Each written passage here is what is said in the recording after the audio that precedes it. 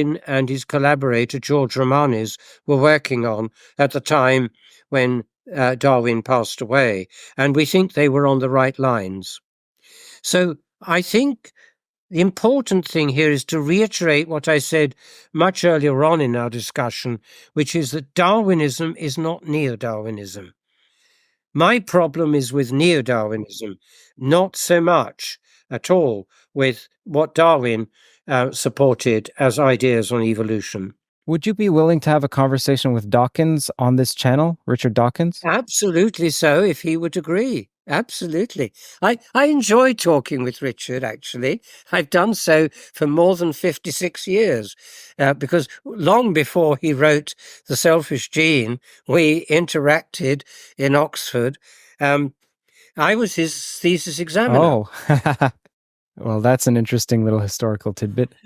At the beginning of the debate or conversation, as we agreed to describe it when it occurred last year at the Institute of Art and Ideas, he started with a very amusing comment to the audience. He said, "I'm feeling a bit nervous today because that man over there, all those years ago, he was my thesis examiner." Right. And of course, had the audience in uproar of laughter. Anyway, I tell you one thing that I think is very good about that discussion, although I don't think Richard himself ever properly answered the points I was making. It was a very courteous debate. If ever you're losing in that debate, you can retroactively take away his PhD Yes. or remove all his credentials. I would be only too happy to welcome a discussion between the two of us on your channel. Okay, so sorry, you were giving an anecdote about the time that you were speaking with Richard. Yes. Well, what is it that I can say here? Anybody who studies the debate or conversation that we agreed to have in Hay on Wye 2 years ago will see that to the very detailed molecular biological points that I made about DNA not being a self-replicator, about vesicles passing from the body to the germline and the epigenetic changes that could produce that can be transgenerational. I think the feeling I had about that debate was that he's an extremely good debater. What he will do is to move off in another direction rather than deal with the issue. And that's what he did time and time again. You don't have to trust me on that. There's a transcript of the whole debate. I can send you the link for that too. You feel like there are rhetorical tricks being played? He is a rhetorician, yes. He's a very clever debater. I think he doesn't know the detailed molecular biology that I was referring to. And so I think he went off in a different direction.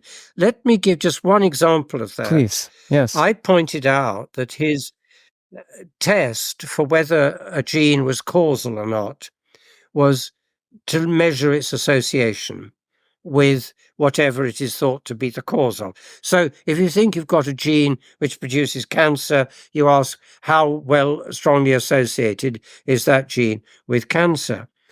And I said, well, look, the problem with that, Richard, is that you're using a word cause in a different sense because you're talking or giving the impression that it's an active cause in the sense that molecules bumping into each other actively interact with each other.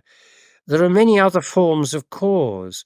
DNA is not an active cause, was my point. And the reason is that it isn't like proteins. Proteins are active causes. They actually do things. They are enzymes. They make reactions occur that would otherwise not occur. DNA does none of that. It's simply a form. It is a pattern, if you like, which gets used by the protein-making machinery of the body to create a protein. It doesn't actually itself actively do that. It's the ribosome in the cell, together with all the various processes there that enable proteins to be made, that interprets that form. Now, many years ago, over 2,000 years ago, one of the earliest Greek philosophers, Aristotle, made this point. There are fundamental differences between causation by shape, causation by form, causation by physical interaction, and causation by final cause. Those are at least 4 forms of causation. They're all fundamentally different. Now, I don't know why, but he didn't seem to see that, where he just simply said, well, but Dennis, they are active causes. But I'd already made the point that a form is not a cause in the same sense that molecules bumping into each other. There are different forms of causation. We come back now, of course, to boundary conditions and differential equations. The differential equations are like the mechanics.